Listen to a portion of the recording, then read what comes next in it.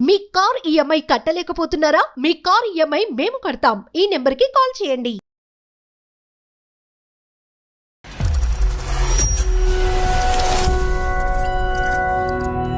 నమస్తే కళ్యాణ్ గారు. నమస్తే జయ గారు. ఈరోజు మైథిలి అని ఒక అమ్మాయి మనకి మెయిల్ చేసింది. మైథిలి తన పర్సనల్ ఇష్యూ గురించి, అంటే ఏం చేయాలో అర్థం కాని పరిస్థితి.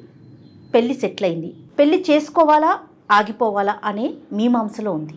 అయ్యో, అందుకని మన దాకా వచ్చింది. ఒకసారి కాల్ మాట్లాడేస్తాను. తప్పకుండా జయ గారు. పెళ్లి సెట్ అయిన తర్వాత డైలమాలోకి వచ్చింది.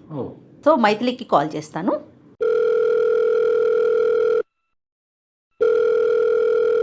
హలో హలో, ఎవరు? నేను జయానండి, అందమైన జీవితం ప్రోగ్రామ్ నుంచి కాల్ చేస్తున్నాను. నమస్తే madam. Thank you so much. నా మెయిల్ చూసి నాకు కాల్ చేసినందుకు చాలా చాలా థ్యాంక్స్ మేడం. రైట్ అండి. అయితే నాతో పాటు డాక్టర్ కళ్యాణ్ గారు కూడా ఉన్నారు. నమస్తే అమ్మా. మీ సమస్య ఏంటో ఒకసారి చెప్పండి. డాక్టర్ గారు ఉన్నారు ఇక్కడ. నమస్తే సార్. నమస్తే తల్లి, చెప్తున్నాను. నా పేరు మైథిలి సార్. మాది విజయవాడ. నాకు 27 ఇయర్స్. నాకు పెళ్లి ఫిక్స్ అయింది సార్. ఎంగేజ్మెంట్ కూడా అయింది. నెక్స్ట్ మంతే నా పెళ్లి. నాకైతే పెళ్లి చేసుకోవడం అయితే ఇష్టం లేదు మేడం.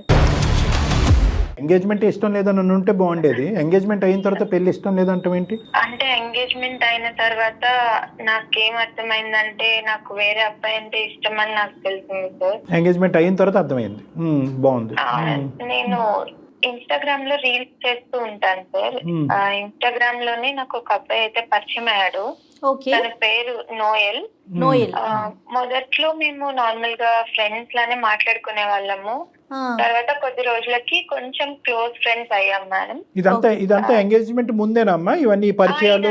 ఎంగేజ్మెంట్ ముందే జరిగింది సార్. మా మదర్ స్టిచ్చింగ్ చేస్తుంటారు. మా మదర్ హెల్ప్ తో బొటిక్ పెట్టమని నాకు ఐడియా కూడా ఇచ్చారు. సో నాకు అతను ఇంకా మంచి ఫ్రెండ్ అయ్యాడు. నా బొటిక్ కూడా చాలా సక్సెస్ అయింది. ఓపెన్ చేశాను, సక్సెస్ కూడా అయింది. ఆన్లైన్ లో కూడా నేను అది బాగా సక్సెస్ అయింది. సో నేను బొటిక్ సక్సెస్ అయిన తర్వాత ఒకసారి అంత హెల్ప్ చేసింది నోయలే కదా, ఒకసారి కలిసి థ్యాంక్స్ చెప్దామని అనుకున్నాను. సో నేను హైదరాబాద్ వచ్చి కలుస్తానని చెప్పాను. మెల్లమెల్లగా మేము కనెక్ట్ అయిపోయాం sir. But over the phone మీరిద్దరు ఏమి ప్రపోజ్ చేసుకోవటం గానీ లేదంటే ఇంకోటి గానీ ఏం లేదు? ఏం అవ్వలేదు. ఇంతకాలం అయింది కదా. ఎంత కాలం తర్వాత అంటే మాట్లాడటం మొదలు పెట్టిన ఎంత కాలం తర్వాత మీరిద్దరు కలవాలనుకున్నారమ్మా? 1 year అయింది సార్. 1 year. ఓకే. నోయల్ ఏం చేస్తుంటారండి మైథిలి? తను digital marketing expert ma'am. Okay. అమ్మ ఏం అనుకోవద్దు, తప్పుగా అనుకోవద్దు. మీరిద్దరు అసలు ఫేస్ టు ఫేస్ కలవలేదు కానీ వీడియో కాల్ లో మాట్లాడుకున్నారా? లేదు సార్, మాట్లాడుకోలేదు. ఓన్లీ చాట్ చేసుకునే వాళ్ళం అంతే. చాట్, ఫోన్ కాల్స్ అంతే సార్. నేను హైదరాబాద్ వెళ్ళాను సార్ కలవడానికి. ఫస్ట్ అయితే తను కలవడానికి ఒప్పుకోలేదు, బట్ నేను కన్విన్స్ చేశాను. అప్పుడు కలుస్తా అన్నాడు. సో తను వర్క్ చేసే ఆఫీస్ కి నేను వెళ్ళాను సార్. నేను అతన్ని చూసిన తర్వాత ఫస్ట్ అయితే షాక్ అయ్యాను. తనకి బై బర్త్ పోలియో ఉందంట. అయ్యో. సో నేను ఇంతకాలం 1 year గా మాట్లాడినప్పుడు తను ఒక్కసారి కూడా ఈ విషయం నాకు చెప్పలేదు. నాకు ఇది చాలా సర్ప్రైజింగ్ గా అనిపించింది. అమ్మా ఒక 2 minutes అమ్మా. మైత్రి, పోలియో అంటే ఏంటమ్మా? హ్యాండా, లెగ్సా? ఎంత వరకు అవుటితనం, అదే సారీ అవుటితనం అనుకోవద్దు, డిసేబిలిటీ ఎంత వరకు? లెగ్స్. నడవలేని పరిస్థితి లేదంటే ఏమన్నా అసిస్టెన్స్? స్టిక్ తో నడుస్తారు. మేము పర్సనల్ ఇష్యూస్ కూడా మాట్లాడుకునే వాళ్ళము. అందుకే నాకు సర్ప్రైజింగ్ అనిపించింది. దీని గురించి ఎందుకు చెప్పలేదంటే తను ఎవరికైనా ఈ విషయం చెప్తే వాళ్ళు ఫస్ట్ నా మీద సానుభూతి చూపిస్తారు. నాకు ఆ సానుభూతి చూపించడం అనేది నాకు అస్సలు నచ్చదు. అందుకని నేను నీకు చెప్పలేదు అని చెప్పాడు సార్. అయ్యో పాపం అనే పదం అతనికి నచ్చదు. ఎందుకు అంత డిసప్పాయింట్ అయ్యావు? అంటే ఇది ఇంపార్టెంట్ థింగ్ అని నాకు అనిపించింది సార్. లాంగ్ టైమ్ లో ఇద్దరు జర్నీ చేయాలి అనే ఆలోచన ముందే ఉందా లేదంటే అసలు ఏమీ లేకుండా న్యూట్రల్ ఫ్రంట్ మీద వచ్చారా? అంటే నాకైతే ఆలోచన లేదు మేడం, కానీ నేను ఇంత పర్సనల్ విషయాలు అన్ని షేర్ చేసుకునేటప్పుడు ఇంత ఇంపార్టెంట్ థింగ్ షేర్ చేసుకోకపోతే కొంచెం బాధ అనిపిస్తుంది కదా, అది నాకు. సో నోయల్ మనసులో కూడా నీ గురించి ఒక అభిమానిగా, ఒక అభిమానించటము, ఒక గైడ్ గా, ఒక మెంటర్ కింద ఉండటమే తప్ప, నీకు ఒక గైడెన్స్ ఇచ్చేటటువంటి ఒక పెద్ద స్థాయిలో ఉన్న వ్యక్తి, ఒక ఫ్రెండ్ లా ఉండటమే తప్ప నిన్ను జీవిత భాగస్వామ్యం చేసుకోవాలనే ఆలోచన, రిలేషన్షిప్ లోకి వెళ్ళాలనేటటువంటి అభిప్రాయం అతనికి ఎప్పుడూ లేదు. నాకైతే అయితే ఎప్పుడు చెప్పలేదు సార్. సరే తల్లి, సానుభూతి అంటే నాకు ఇష్టం లేదు కాబట్టి ఈ విషయం వెనక పెట్టానని అన్నాడు. తర్వాత ఏమైంది మీ సంభాషణ? తర్వాత ఏమైంది? మేమిద్దరం ఆ రోజు మాట్లాడుకొని నేను ఈవినింగ్ మళ్ళీ విజయవాడకి తిరిగి వచ్చేసాను. ఏ మనసుతో వచ్చావు? ఎలా ఉంది నీ పరిస్థితి అప్పుడు? అతని పరిస్థితి ఎలా ఉంది, నీ పరిస్థితి ఎలా ఉంది? నేను తిరిగి వచ్చే టైంలో తను చెప్పాడు, నువ్వు ఇంటికి వెళ్ళేసరికంతా నీకు ఒక సర్ప్రైజ్ ఉంటుంది అని చెప్పాడు. నేను ఇంటికి వచ్చేసరికి తను కాల్ చేసి నేను చాలా మందికి నా విషయం తెలిసిన తర్వాత అందరూ నా మీద సానుభూతి చూపించారే తప్ప నీలాగా ఎవరు అర్థం చేసుకోలేదు. సో నేను నీతో పాటు లైఫ్ లో ముందుకెళ్ళాలనుకుంటున్నాను అని చెప్పి నాకు మ్యారేజ్ ప్రపోజల్ చెప్పాడు సార్. నీకు వేరేగా అర్థమైంది ఆ సీన్ అనేది, అతనికి అర్థం కాలేదు కదమ్మా. అంటే నువ్వు సానుభూతి చూపెట్టకపోవటం అనేటటువంటిది ఒక వ్యవహారం కింద అతను చూస్తున్నాడు, కానీ నీ లోపల ఇది దాచిపెట్టినందుకు, ఇంత ఇంపార్టెంట్ ఇష్యూ దాచిపెట్టినందుకు నువ్వు లోపల ఎలా ఫీల్ అవుతున్నావు అన్నది అతనికి అప్పటి వరకు రీచ్ అవ్వలే. అంటే అతనికి మనసులో ఈ అమ్మాయిని పెళ్లి చేసుకోవాలని ఉంది, అంతే కదా కళ్యాణ్ గారు? అంటే ఈ రియాక్షన్ చూసాక ఇంకా మంచిగా అనిపించింది. అంటే నేను అరే నువ్వేంటి, అయ్యో నీకు పోలియో అయ్యింది, నీకు ఎంత కష్టం వచ్చింది, నీకు ఎంత నష్టం వచ్చింది అనే మాట ఈ అమ్మాయి అనకుండా అక్కడి నుంచి నిష్క్రమించడం వల్ల తర్వాత ఏర్పడినటువంటి అభిప్రాయం ఈ అమ్మాయిని లైఫ్ పార్ట్నర్ కింద చేసుకోవాలన్నది నోయల్. రైట్. కానీ అప్పటి వరకు ఈ అమ్మాయికి ఇతని మీద ఉన్న అభిప్రాయం నోయల్ ఇది ఎప్పుడైతే దాచిపెట్టాడు, ఇది చెప్పాలి కదా ఇంత పర్సనల్ ఇష్యూ అన్నది, ఈ అమ్మాయి ఆలోచన ఉల్టా పుల్టా అయింది. ఓకే అతను ప్రపోజ్ చేశాడు, సర్ప్రైజ్ ఇచ్చాడు అనేది నాకు అర్థం అవుతుంది, అది పక్కన పెట్టండి. నువ్వేమనుకున్నావు ఇంటికి వస్తూ దారి పడవనే? నువ్వే పెడితే నాకు అంతకు ముందు వరకు ఫ్రెండ్స్ అనే ఫీలింగే ఉండేది సార్.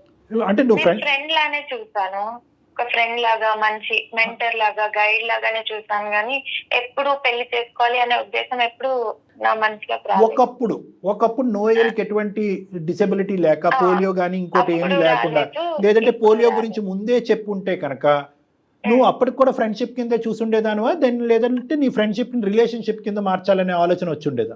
అప్పటికే నేను ఫ్రెండ్ లానే ఓ ఓకే, అవునా? సరే సార్, రైట్, ఓకే. బట్ అతని ఒపీనియన్ ఏమన్నాడమ్మా? I want to travel with you అన్నాడా? అవును సార్, పెళ్లి చేసుకోవాలనుకున్నాను, లైఫ్ లో నీతో ముందుకెళ్ళాలనుకుంటున్నాను, సో పెళ్లి చేసుకుందాం అనుకుంటున్నాను అని చెప్పాడు సార్. నేను లేదు, నాకు ఎప్పుడు అలాంటి ఫీలింగ్ లేదు, ఫ్రెండ్ లానే చూసాను అని చెప్పాను. మీరు క్లియర్ గా చెప్పేశారు? క్లియర్ గా చెప్పేశాను. అప్పుడు ఓకే నేనే తప్పుగా అనుకున్నానేమో, నీ రియాక్షన్ చూసి నీకు కూడా ఇష్టమేనేమో అని అనుకున్నాను నేను అని చెప్పి నార్మల్ గానే బిహేవ్ చేశాడు మ్యామ్. తర్వాత మీ ఫ్రెండ్షిప్ అనేది కంటిన్యూ అయిందండి రెగ్యులర్ గా ఫోన్ లో? ఇదివరకు ఎలా మాట్లాడుకునేవారు? ఇది వరకు మేము like every minute to minute update ఉండేది ఇద్దరిది. బట్ తర్వాత కొంచెం మెల్లమెల్లగా మా కాన్వర్సేషన్స్ తగ్గాయి. అది ఆటోమేటిక్ గా అది ఎక్స్పెక్టెడ్. ఎందుకంటే కనుక ఎప్పుడైతే ఫ్రెండ్షిప్ కింద మెయింటైన్ చేస్తారో దట్ ఈస్ ఫైన్. ఫ్రెండ్షిప్ ని రిలేషన్షిప్ కింద ట్రాన్స్ఫార్మ్ చేసుకున్నప్పుడు ఇద్దరికి ఒకే అభిప్రాయం ఉంటే కనుక అది కూడా ఫైన్.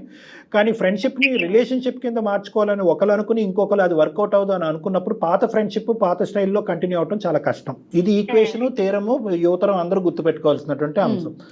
కానీ నేను అనేది ఏంటంటేనమ్మా, నువ్వు నాకు వద్దు అంటానికి నువ్వు ప్రత్యేకమైన కారణాలు ఏమన్నా చెప్పావా అబ్బాయికి? అంటే the point to be noted ఏంటంటే, నిన్ను చూసిన తర్వాత నీకు పోలియో ఉంది కాబట్టి నేను నిన్ను నో అనుకోవటం కాదు, నాకెప్పుడు కూడా నీ మీద అభిప్రాయం అప్పుడు ఇప్పుడు ఎప్పుడు నాకు ఆ అభిప్రాయం లేదు అనేది క్లారిటీ ఇచ్చేవా అతనికి, నోయల్ మనసు గాయపడకుండా? నేను అలా క్లారిటీ ఇవ్వలేదు.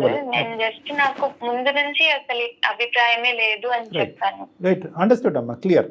తర్వాత ఏమైందమ్మా, ఏంటి నెక్స్ట్ స్టెప్ ఏంటి ప్రోగ్రెషన్? తర్వాత ఇంకా కొన్ని రోజుల తర్వాత నా కాల్స్ లిఫ్ట్ చేయడం కానీ మెసేజెస్ కి రిప్లైస్ కానీ ఇవేమీ లేవు సార్. కంప్లీట్లీ అవాయిడ్ చేసేసాడు తను, పూర్తిగా స్టాప్ చేసాడు, డైల్యూట్ కంప్లీట్లీ స్టాప్ చేసేసాడు. అంటే అతనికి మొదటి నుంచి ఈ అభిప్రాయంతోనే నిన్ను ఇలా మెంటర్ కింద ఉండటము, నిన్ను గైడెన్స్ ఇవ్వటం అనేది అనుకోవచ్చమ్మా? మొదటి నుంచి ఉందంటావా? అంటే ఇప్పుడు ప్రెసెంట్ సిచ్యువేషన్ లో నాకు అలానే అనిపిస్తుంది సార్. ఫస్ట్ నుంచి ఉందేమో, జస్ట్ నాకు చెప్పలేదు అనిపించింది. బాధ అయిందమ్మా నీకు? మనసు పాడే, అయ్యో ఇదేంటి ఇంత బాగా ఉండే అబ్బాయి ఇలా విత్డ్రా అయిపోయాడని బాధపడ్డావా?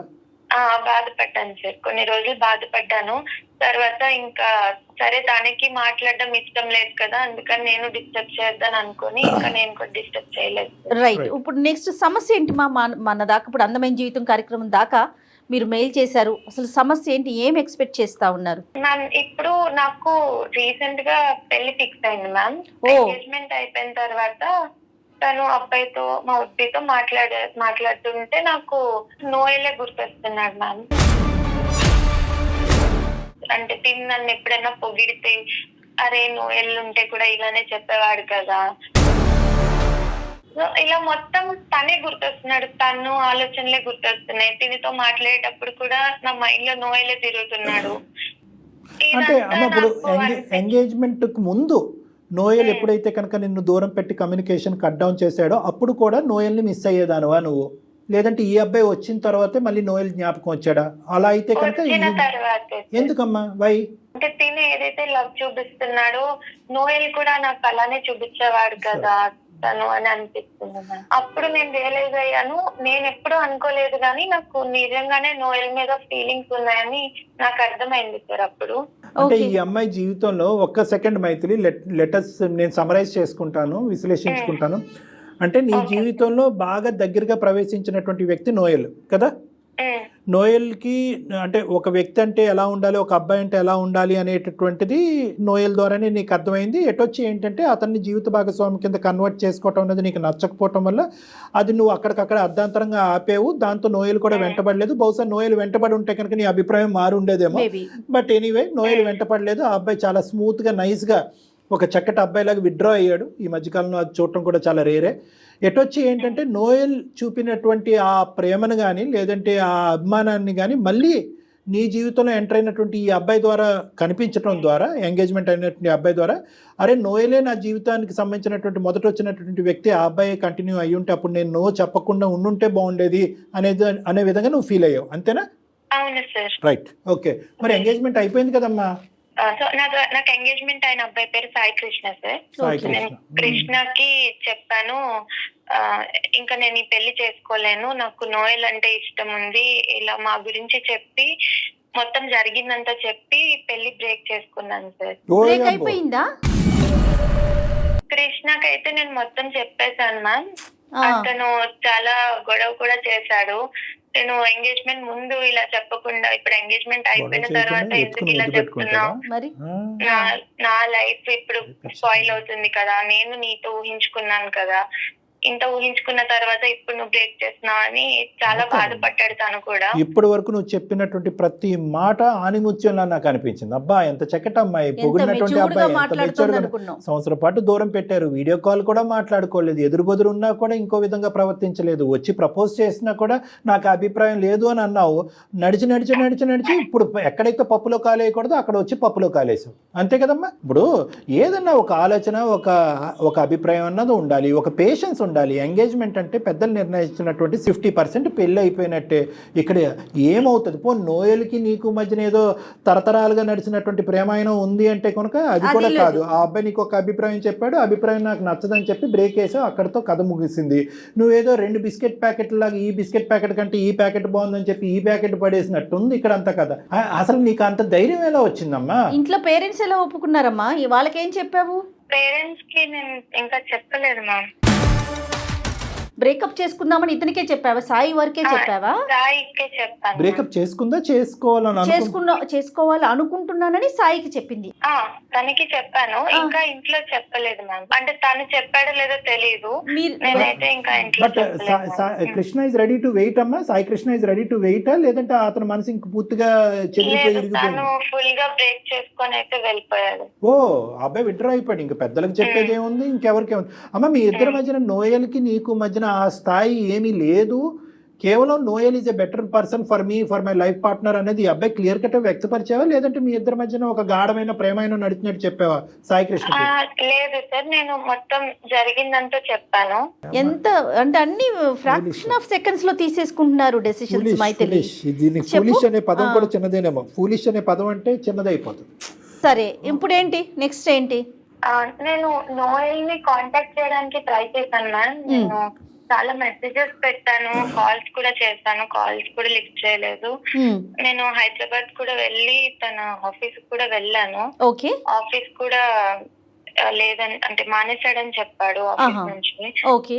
నాకు ఇప్పుడు ఇటు సైడ్ నోయల్ లేడు, ఇక్కడ తిన సాయి కృష్ణ కూడా లేడు. నాకు ఏం చేయాలి అని ఇప్పుడైతే అర్థం అంతే, కావట్లేదు. అర్థం కాదు, అర్థం అవ్వదు, అర్థం అయ్యేటటువంటి పరిస్థితి కూడా ఉండదు. అందమైన జీవితంకి వచ్చినా ఎవరి దగ్గరికి వచ్చినా జీవితాలు అంటే కనుక అదేదో చిన్నప్పుడు అనుకుంటాం చూడమ్మా, ఇంకి పింకి పాంకి ఫాదర్ యాజ్ ఎ డాంకి, అది కాదు. ఇప్పుడు ఇదేమన్నా చూస్ చేసుకునేటటువంటి వ్యవహారం కాదు. ఇది జీవితానికి సంబంధించినటువంటి కొన్ని నిర్ణయాలు తీసుకునేటప్పుడు అందులో కొన్ని కఠినంగా అనిపించినా కూడా you don't have a choice. కోరికలు బట్టే అన్ని కొట్టుకుపోలేం. నువ్వు చూస్ చేసుకున్నావు. ఇక్కడ వచ్చినటువంటి ప్రాబ్లం ఏంటంటే నోయల్ని ఎదుర్కొంటా నిలబడినప్పుడు అవిటితనం కనిపించింది. ఎందుకంటే నాకైతే బలంగా నువ్వు ఎంత నో అన్నా కూడా నోయల మీద నీకు కూడా ఒక అభిప్రాయం ఉంది. ఎప్పుడైతే కనుక అతను ఎదురుబదురు కూర్చున్న తర్వాత ఇది దాచిపెట్టాడు అనేది, అంటే డిసేబిలిటీని నువ్వు తక్కువగా చేసి చూడటం కాదు కానీ దాచిపెట్టాడు అనేటటువంటి ఆలోచనతో నీ మనసును అక్కడ చంపుకుని మళ్ళీ వెనక్కి వచ్చి ఫ్రెండ్షిప్ కంటిన్యూ చేయాలి అని అనుకున్నావు. ఈ విధంగా ప్రయాణం చేసిన తర్వాత మళ్ళీ ఫ్రెండ్షిప్ అవటం అనేది నోయల్కి ఇష్టం లేక నోయల్ విత్డ్రా అయిపోయాడు. సాయికృష్ణ జీవితంలోకి ఎంటర్ అయ్యో, మళ్ళీ అక్కడ నీది మిస్టేక్. ఎందుకంటే నోయల్ అనేటటువంటి వ్యక్తి గురించి నీకు క్లారిటీ రాకుండా సాయికృష్ణ జీవితంలోకి ఎంటర్ అయ్యో. సాయికృష్ణ జీవితంలోకి ఎంటర్ అయిన తర్వాత ఏదైతే ఒక ఆడపిల్ల ఇంత పవిత్రమైనటువంటి ప్రయాణం జరిగిన తర్వాత ఏదైతే ఒక ఆడపిల్ల చేయకూడదో మళ్ళీ అక్కడ తప్పటడిగేసావు నువ్వు. తప్పటడిగంటే కనుక నోయల్ గురించి చెప్పడం, బాబు ఎంగేజ్మెంటే ఏదైనా కూడా నాకు నోయలే కావాలి అంటే కనుక అసలు ఎంగేజ్మెంట్ ముందే మీరిద్దరు మాట్లాడుకోవాల్సింది. నువ్వు ఈ అబ్బాయి ఈ రోజుల్లో ఎన్ని జరగట్లేదు, ఏమో మన మనసులు కలిసినాయా, మన అభిప్రాయాలు కలిసినాయా, మన ఆలోచనలు కలిసినాయా, మన వ్యక్తిత్వాలు కలిసినాయా అని చెప్పి సాయికృష్ణతో ప్రీ ఎంగేజ్మెంట్ మీరు మాట్లాడుకోవాల్సింది. అలా మాట్లాడుకోలేదు. ఉంగరాలు తొడిగేసుకున్నారు, ఎంగేజ్మెంట్ ఘనంగా చేసేసుకున్నారు, పెళ్లి కార్డులు ప్రింట్ చేసేసుకున్నారు, పెళ్లి వరకు వచ్చేసారు. ఇప్పుడు నువ్వు నాకు నచ్చవు, నాకు నోయలు గుర్తొస్తున్నాడంటే సరే. ఇప్పుడు మమ్మల్ని ఏం చేయమంటావు చెప్పండి. ఏం చేయాలి? అది ఏం చేయాలో నాకు కూడా అర్థం కావట్లేదు మ్యామ్. అంటే ఇటు వెళ్ళాలా కూడా అర్థం కావట్లేదు. డెసిషన్ అనేది ఇంకొకే మాట అంటాము. మనం నోయల్తో మాట్లాడటానికి అందుబాటులో ఉంటే నోయల్తో మాట్లాడదాము. నేను అంటాను, సాయికృష్ణలో సాయికృష్ణ చూస్తుంటే నోయల్ గుర్తొస్తున్నాడు అనే మాట వరకు అర్థమైంది. సాయికృష్ణలో చూడకూడదు ఏంటి? ఇప్పుడు ఆ అబ్బాయి ఒకే ప్రశ్న అడుగుతాడు. ఆ అబ్బాయి కాదు, కుటుంబ సభ్యులు అడుగుతారు, చుట్టుముడతారు, అందరూ చుట్టుముడతారు. ఎంగేజ్మెంట్ ఖర్చులు గుడ్డు కాదు, ఇది అవమానం, సామాజిక పరమైనటువంటి అవమానం. ఇక్కడ 2 లెక్కలు తేలాలి. ఏంటి 2 లెక్కలు తేలవలసింది? ఒకటి, నీ జీవిత భాగస్వామ్యం పెర్ఫెక్ట్ ఎవరు, నోయల్ అక్కడ ఉన్నాడా, వెయిట్ చేస్తున్నాడా, నోయల్ నీ జీవితంలోకి రావడానికి రెడీగా ఉన్నారు లేదన్నది అందమైన జీవితం ముందు నీ స్వార్థం గురించి మా ఎదురుగుంటే వేసిన ప్రశ్న. రెండో ప్రశ్న లెక్క తేలవలసింది ఏంటి? అక్కడ 1,00,000 ప్రశ్నలతో మెషిన్ గన్లు తీసుకుని వస్తారు ఇప్పుడు సాయికృష్ణ బ్యాచ్. వాళ్ళకి ఏమని చెప్పాలి? అంతేనమ్మా, ఇదేదోనమ్మా అమ్మాయి అన్నాడు. అలా ఎలా అంటాం? ఇప్పుడు వాళ్ళకి ఏమని చెప్తాం? ఏమంటే సాయికృష్ణలో ఏ నచ్చలేదు, బి నచ్చలేదు, సి నచ్చలేదు అని ఏదో చెప్పాలిగా. ఏం చెప్పవా? మొత్తం నీ నెత్తి మీద భారం. అయితే ఏం లేదు సార్, సాయికృష్ణ కూడా మంచి అబ్బాయి. పిచ్చి తారస్థాయికి కాదు, మా 2 పడవల మీద కాలేస్తున్నావు నువ్వు. ఇందులో పాత్రధారులు ఎవరు? సాయికృష్ణ, డాక్టర్ కళ్యాణ్ చక్రవర్తి, జయ గారు అండ్ మైథిలి, 4 ఉన్నారు. అసలైనటువంటి పాత్రధారులు రాలే. వీళ్ళ తల్లిదండ్రులు వింటే కనుక ఇందు గురించేనా నిన్ను పెంచామని చెప్పి ఆ తల్లి ఎంత బాధపడుతుంది, ఇందు గురించే ఖర్చు పెట్టి బుటేకి పెట్టామని చెప్పి. ఎంత చిక్కుముడి సమస్య ఇది. నువ్వు చాలా సింపుల్ గా అనుకుంటున్నావు తల్లి, కానీ అంత సింపుల్ కాదు. ఒకటమ్మా, చిక్కుముడి సమస్యలో 200% సమస్య ఉంది ఇక్కడ. అట్లీస్ట్ ఒక 50% అన్నా మనం రికవర్ చేయాలి అంటే అసలు నోయల్ పరిస్థితి ఏంటి అంటే కనుక కొంతవరకు నీకు సమాధానం దొరుకుతుంది. అక్కడి వరకు ఈ వేదిక ఏదైనా ఒకటి సార్ట్ అవుట్ చేయగలం. మా దాకా రావటానికి నోయల్తో మాట్లాడమనా, సాయి కృష్ణతో మాట్లాడమనా? మీ ఎక్స్పెక్టేషన్ ఏంటి? నేనైతే నోయల్ తోనే మాట్లాడమని చెప్పడానికి వచ్చాను మ్యామ్. నోయల్ తో మాట్లాడి నోయల్ యొక్క అభిప్రాయం. నోయల్ కి నేనంటే చాలా ఇష్టం. నాకు కూడా తనంటే ఇష్టం అని తెలిసిన తర్వాత పక్క నన్ను అయితే యాక్సెప్ట్ చేస్తాను. నోయల్ కి నువ్వంటే ఇష్టం, ప్రాణం, ఇంకా అన్ని పదాలు వాడేదంతా ఒకప్పుడు కథ. నువ్వు ఏంటంటే ఇప్పటికీ కూడా నోయలు వచ్చేటటువంటి బస్సు గురించి వెయిట్ చేస్తూనే ఉంటాడు ఆ బస్ స్టాండ్లో అన్నట్టుగా నువ్వు ఫీల్ అవుతున్నావు. వన్స్ అపాన్ ఏ టైం కథను తీసుకొచ్చి ఇప్పుడు లైవ్ టెలికాస్ట్ చూపెట్టద్దమ్మా. ఓకే, నీ ఆలోచన. ఇప్పటికీ తనకి నేనంటే ఇష్టం అని నాకు తెలుసు, తను పక్క యాక్సెప్ట్ చేస్తారు సార్, నాకు ఆ నమ్మకం ఉంది.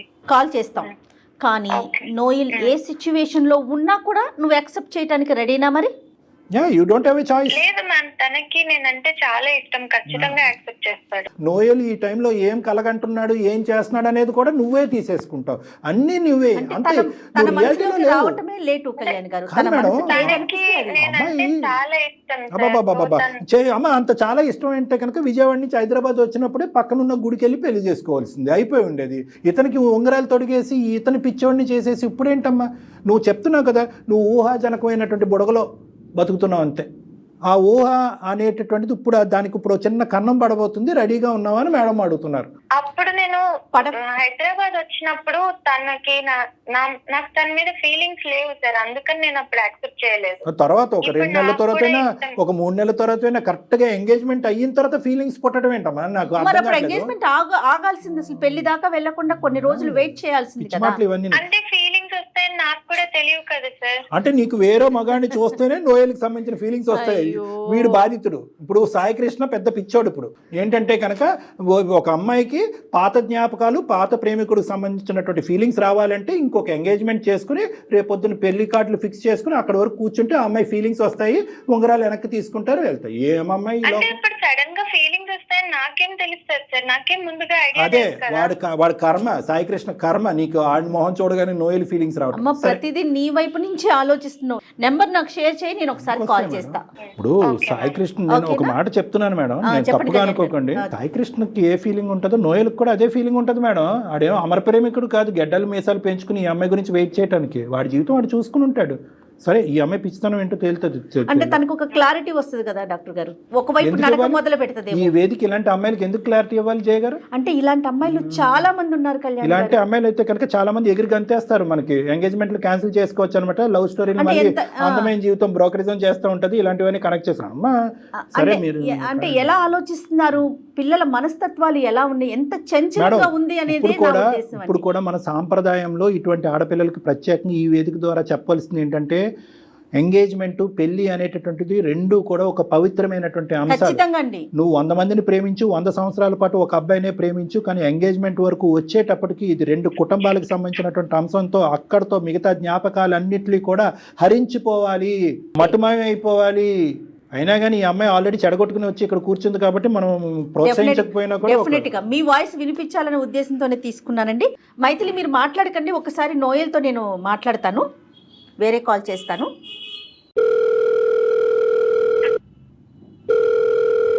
హలో, నమస్తే అండి నోయల్ గారు. చెప్పండి మేడం, ఎవరు? నేను జయానండి, అందమైన జీవితం ప్రోగ్రామ్ నుంచి కాల్ చేస్తున్నాను. ఓకే మేడం, చెప్పండి. సుమన్ టీవీ నుంచి కాల్ చేస్తున్నానండి. నమస్తే, ఎలా ఉన్నారు నోయల్ గారు? బాగున్నాను మేడం. రైట్. ఒక చిన్న సమస్య అని చెప్పాలో, ఒక ఇష్యూ అని చెప్పాలో నాకు అర్థం కావట్లేదు. నాతో పాటు డాక్టర్ కళ్యాణ్ చక్రవర్తి గారు కూడా ఉన్నారండి. Okay madam. ఒక చిన్న ఇష్యూ మీద మీకు కాల్ చేయాల్సి వచ్చింది. విషయం ఏంటంటే, మైథిలి అనే ఒక అమ్మాయి మాకు మెయిల్ చేసిందండి. మైథిలి మీకు గుర్తొచ్చే ఉండుంటుంది, తెలుసు మేడం. మీ పాత ఫ్రెండ్. తను మీ ఇద్దరు కలిసి మాట్లాడుకోవటం జరిగింది. మీ ప్రోత్సాహంతో తన బొటిక్ చాలా బాగా రన్ అవుతోందని, చాలా మంచి సక్సెస్ఫుల్గా ఉన్నానని కూడా చెప్పిందండి. అయితే తన ఫోన్ మీరు పిక్ చేయట్లేదు, మాట్లాడట్లేదు, ఏదో ఒక చిన్న సమస్య ఉందని మా దాకా వచ్చింది. నోయల్ గారు నమస్తే. నా పేరు డాక్టర్ కళ్యాణ్ చక్రవర్తి అండి. నేను ఒక మానసిక వైద్య నిపుణుడిని, ఓకే సార్, చెప్పండి. సైకాట్రిస్ట్. ఈ అందమైన జీవిత ప్రోగ్రామ్ అనేది ఒక 3 years బట్టి నడిపిస్తున్నాము. చాలా మంది ఫ్యామిలీస్కి హెల్ప్ చేశాము, చాలా మంది జీవితాలు కూడా నిలబెట్టామని చెప్పి మేము గర్వంగా చెప్పుకోవచ్చు.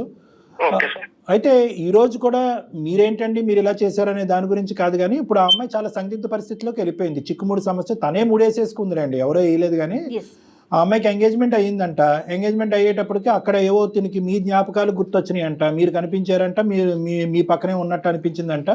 మీరు పక్కన ఉన్నప్పుడు అనిపించినప్పుడు అతను ఎందుకు పక్కన పెట్టమని చెప్పి అతనికి డిలీట్ బటన్ నొక్కిందంట. ఇప్పుడు అతనేమో వచ్చి ఆ అబ్బాయి అభిప్రాయం ఏంటి, ఆ అబ్బాయి ఎలా ఉన్నాడు అనేది పక్కన పెడితే, నాకు నోయలే ఉన్నాడు, నోయలే జీవితం, నోయలే ప్రాణం, నోయల్ ఉంటాడు, ఇప్పటికీ వెయిట్ చేస్తాడు, నోయల్ నన్ను ఇగ్నోర్ చేస్తున్నాడు, కాబట్టి మీ ద్వారా అసలు నోయల్ పరిస్థితి ఏంటి, నాకేమైనా నోయల్ జీవితంలో స్థానం ఉందా అనేది కనుక్కోమంటానికి మీకు చేయించింది ఫోను. అసలు మీకు మైథిలికి మధ్యన జరిగిన ప్రయాణం ఏంటి, మీరు మైథిలి గురించి మొదటి నుంచి ఏమనుకుని ఆ అమ్మాయిని ప్రోత్సహించారు, తర్వాత ఆ అమ్మాయి నో చెప్పేటప్పటికి మీరు ఎలా ఫీల్ అయ్యారు? ఫస్ట్ బ్రీఫ్గా మీ ఇష్యూ ఏంటన్నది చెప్పండి, తర్వాత ఆ అమ్మాయి గురించి మాట్లాడదు. నేను ఒక డిజిటల్ మార్కెటర్ గా వర్క్ చేస్తున్నాను సార్ ఆఫీస్ లో. సంతోషం. ఓకే అండి. టీమ్ బిల్డింగ్ చేసుకుంటా, కమ్యూనికేషన్ చేసుకుంటా, అలా అలా మంచి సజెషన్ ఇచ్చుకుంటా, టీం వర్కింగ్ చేసుకుంటూ ఉంటాను సార్. సూపర్. ఈ ప్రయాణంలో మీకు మైథిలి ఎప్పుడు పరిచయం అయింది, ఎలా పరిచయం అయింది? మీరు మైథిలి మీద మీరు స్టార్టింగ్ నుంచి ఎటువంటి అభిప్రాయంతో ఉండేవారు? నేను పుట్టుకతోనే డిజేబిలిటీగా పుట్టాను సార్. అదే. Okay okay. బట్ సొసైటీలో అందరూ చిన్నప్పటి నుంచి వీడేంటి ఎలా ఉన్నాడు, డిజేబిలిటీగా ఉన్నాడు, వీడికి రేపొద్దున మ్యారేజ్ అవుతుంది లేదా, అందరూ చిన్నప్పటి నుంచి హేళన చేస్తూ ఉన్నారు. సో ఇలా ఉన్నప్పుడు సోషల్ మీడియాలో మైత్రి పరిచయం అయింది సార్. తనతో మాట్లాడుతున్నంతసేపు ఏదో క్లోజ్ ఫ్రెండ్ తో మాట్లాడుతున్న భావన వచ్చేది. 1 year మధ్య మేము బెస్ట్ క్లోజ్ ఫ్రెండ్స్ గా మాట్లాడుకుంటున్నాం. అలా మాట్లాడుకుని ఇద్దరి మధ్య పర్సనల్స్ అన్ని షేర్ చేసుకుంటాం. తన పర్సనల్ నేను నా పర్సనల్ తను షేర్ చేసుకుంటాం. ఇద్దరి మధ్య క్లోజ్నెస్ బాగా ఏర్పడింది సార్. అలా అనుకోకుండా ఒక రోజు తను విజయవాడ నుంచి హైదరాబాద్ వచ్చింది సార్ నా కోసం. చెప్పే వచ్చిందిగా? చెప్పే వచ్చింది సార్. అలా వచ్చి నన్ను చూసింది సార్.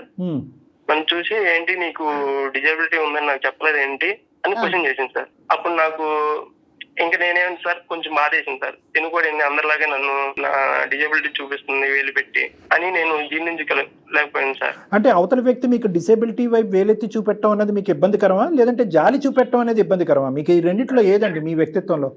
నాకు జాలి చూపించడం అంటే నచ్చదు సార్. ఒకళ్ళు నన్నుగా ఫ్రెండ్షిప్ చేసుకోవాలి కానీ నా డిజేబిలిటీ చూసి నాకేదో జాలి చూపించి ఇలా నాకు అది మీరు ఫీల్ అయ్యారా? అమ్మాయి ఫీల్ అవ్వలేగా?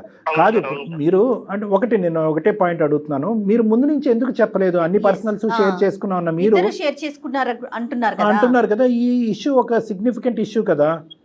అంటే తను కూడా నన్నులాగా యాక్సెప్ట్ చేయాలి. ఈ అమ్మాయి విజయవాడ నుంచి హైదరాబాద్ రాకముందే ఈ అమ్మాయి మీద మీకు మంచి ఫీలింగ్ ఉందా? అంటే ఈ అమ్మాయిని మీ లైఫ్ పార్ట్నర్ కింద చేసుకుని ఒక ప్రపోజ్ చేసి కలిసిన తర్వాత ఒకసారి ప్రపోజ్ చేయాలి అనే అభిప్రాయం ముందు నుంచే ఉందా? ముందు నుంచే ఉంది సార్. ఉంది. తను మాట్లాడే విధానం నాకు నచ్చింది సార్. నా ఇంట్లో మనిషి అన్నట్టు మాట్లాడుతుంది. మరి మీరు ఎప్పుడు ఫోన్ లో ప్రపోజ్ చేయలేదండి? లేదు మేడం. ఈ విధంగా ఒక డిసేబిలిటీతో ఉండే అబ్బాయితో ట్రావెల్ చేయాలనేది అందరు ఆడపిల్లలకి ఉండదు కదండి అభిప్రాయం. తన కన్విన్స్ అయినా ఫ్యామిలీ మెంబర్స్ కన్విన్స్ అవ్వకపోవచ్చు కదా. కరెక్ట్ కళ్యాణ్ గారు. నాకు సడన్ గా భయం వేసింది సార్. వన్స్ నేను ఫీలింగ్ పెంచుకున్న అమ్మాయి నా డిజేబిలిటీని చూసి నన్ను కాదని చెప్తే అది ఎక్కడ నేను సార్ డైరెక్ట్ గా ఫేస్ టు ఫేస్ కూర్చుంటే ఏదో విధంగా కన్విన్స్ చేయొచ్చు అని మీరు అనుకున్నారు. అవును సార్. ఫైనల్ గా ఏ నోట్ తో వెళ్ళిందన్న అమ్మాయి? మంచిగానే మీరు డిపార్ట్ అయ్యారా విజయవాడ నుంచి, లేదంటే నెగిటివ్ గా సెపరేట్ అయ్యారా? లేదు సార్, మంచిగానే మొత్తం అంతా కామ్ గా డీసెంట్ గానే వెళ్ళిపోయాను సార్. మరి తర్వాత కట్ చేస్తారంట మీరు ఫోన్ కాల్స్ కాన్వర్సేషన్స్ అన్ని? తనకి ఇలా సోషల్ మీడియాలో నేను చూసాను సార్, తన పోస్టులు చూసాను. తనకి ఎంగేజ్మెంట్ ఫిక్స్ అయిపోయింది. ఆల్రెడీ నేను ప్రపోజ్ చేశాను సార్ తనకి. ప్రపోజ్ చేస్తే మీ మీద నాకు ఎలాంటి ఒపీనియన్ లేదు. అంటే మిమ్మల్ని కలిసిన తరువాత మీరు ప్రపోజ్ చేశారండి? అవును మేడం. రైట్. అంటే మనం మాట్లాడుకుంటున్నాం, క్లోజ్ ఫ్రెండ్స్ లాగా ఉంటున్నాం, బట్ మీ మీద నాకు ఏ ఫీలింగ్స్ లేవు అని చెప్పగానే నాకు చాలా బాధేసింది సార్. అంటే అంతకుముందు ఫీలింగ్స్ ఉన్నట్టు అనిపించిందా మీకు? అది నా ఫీలింగ్ సార్. అది మీ ఫీలింగ్ తెలియదు కాదు, కొద్దిగా సెన్స్ ఉంటది కదండి. 1 year పాటు మీరు మాట్లాడేసుకున్నారు అంటే ఈ అమ్మాయికి అంతకు ముందు కూడా ఒక చిన్నపాటి ఒక క్యాండిల్ లైట్ ఉంది అనేది ఒక ఫీలింగ్ ఉంది. కలిసి వెళ్ళిన తర్వాత అభిప్రాయం మారిపోయింది అన్నట్టు అనిపించిందా మీకు?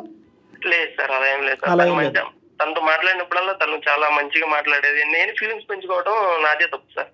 ఎందుకని అడుగుంటారుగా బేసిక్. నేను ఓకే వంతే ఉంది ఓడతే ఉంది ఏముంది, మీరేమీ పెద్ద ప్రేమాయణాలు నడిపించలేదు, మీరేమీ ఫిజికల్గా కలుసుకోలేదు, ఇమోషనల్ బాండ్ కూడా ఏమీ పెద్ద లేదు. నో చెప్పడానికి ఒక కారణం అడుగుంటారు కదా.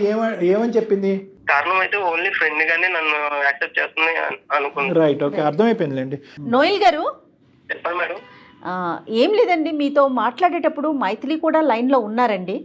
ఎందుకంటే తను కాల్ చేస్తుంటే మీరు పిక్ చేయట్లేదు అని చెప్పబట్టి నేను కాల్ చేశాను. మరోలా భావించొద్దండి, ఈ సమస్యకు ఒక పరిష్కారం తీసుకొద్దాము అనే ఉద్దేశమే. ఒక్కసారి మీరు మైథిలితో మాట్లాడకూడదు? మైథిలి ఎలా ఉన్నావు? నేను అస్సలు బాలేను నోయల్. అసలు ఫోన్ ఎత్తట్లేదు, నా కాల్స్ కి రిప్లై ఇవ్వట్లేదు. అసలు ఏమైపోయావు? నీ ఆఫీస్కి వచ్చాను, నువ్వు ఆఫీస్ నుంచి రిజైన్ కూడా చేసావని చెప్పారు.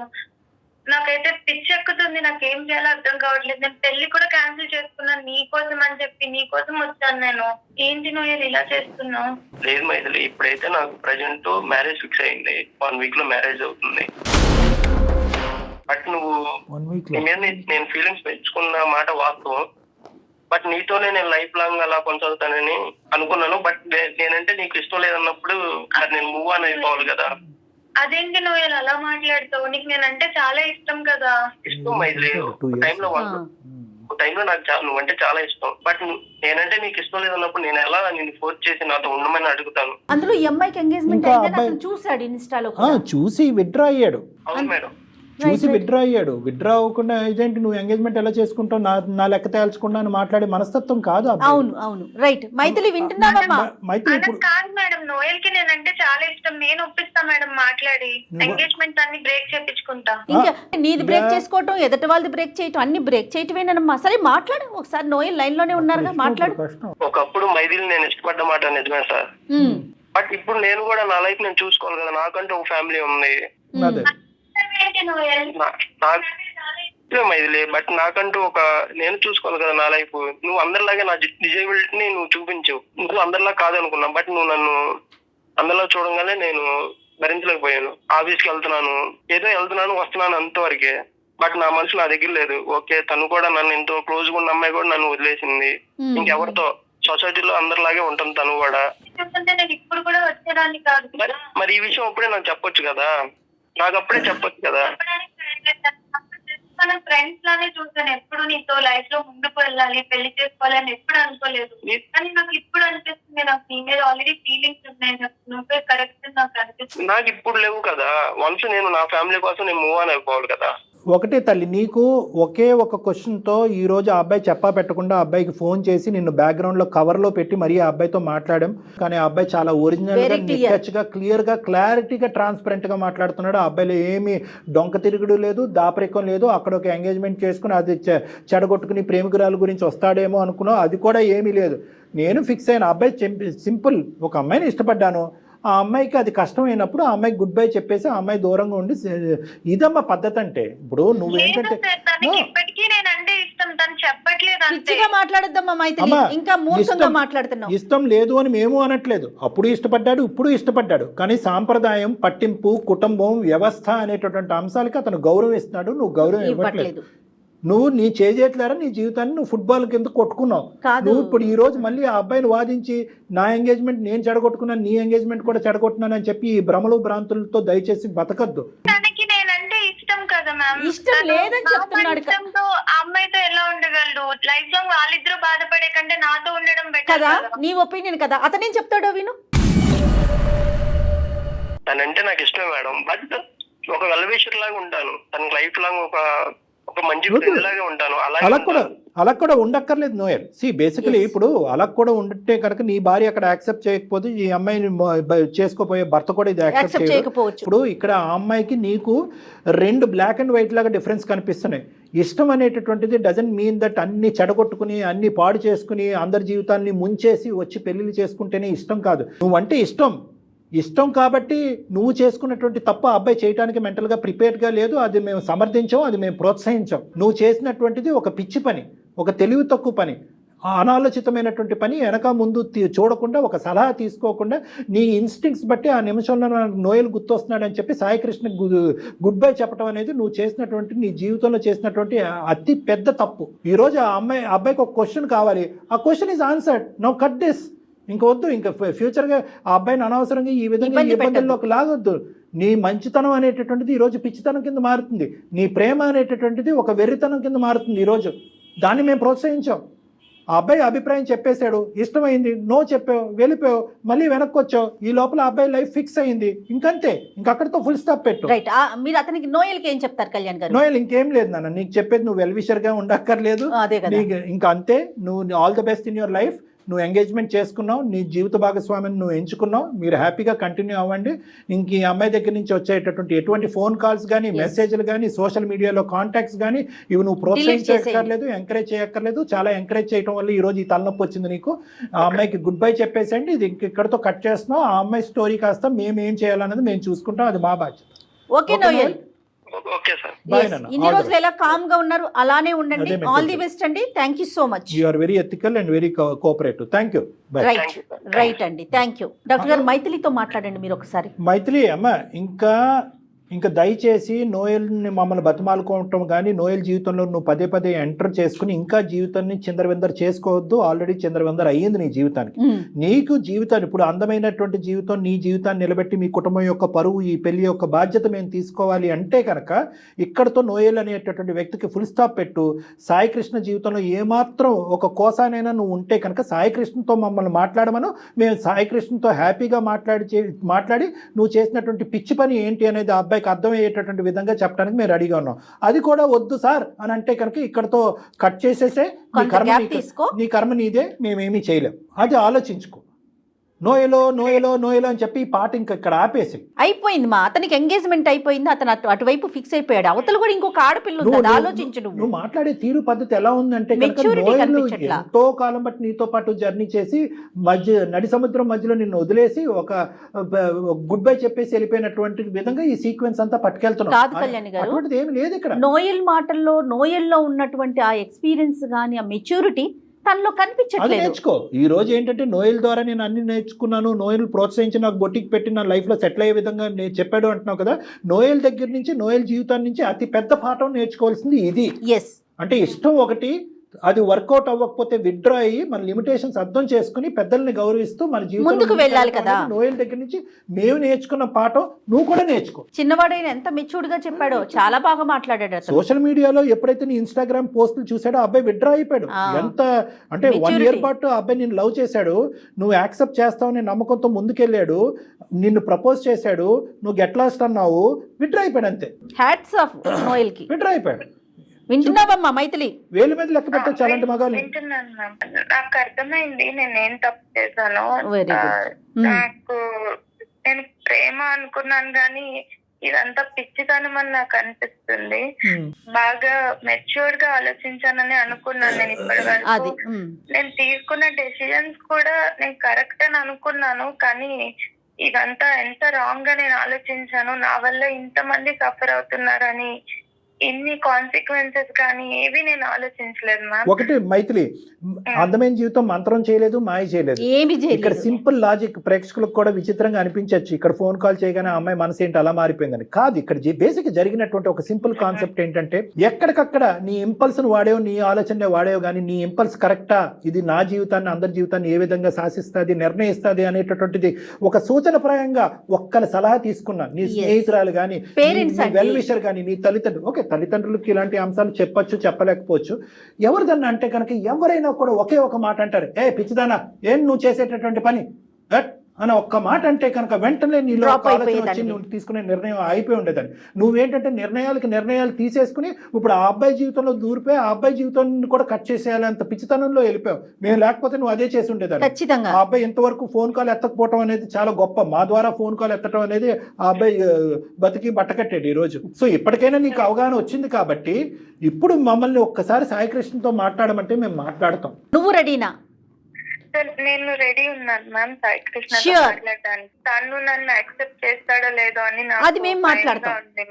అది డాక్టర్ గారు మాట్లాడతారమ్మా. ఇందులో చిన్న కొసమెరుపు ఏంటంటే సాయి కృష్ణ మీద నీకు ఇప్పటికీ కూడా దురాభిప్రాయం లేదు. నోయల్ మంచివాడు అన్నట్టు అనిపించింది కానీ సాయి కృష్ణ చెడ్డవాడు అని నీకు అనిపించకపోవడం అనేది సంతోషం. నువ్వు పూర్వజన్మ సుకృతం, నువ్వు చేసుకున్నటువంటి పుణ్యం.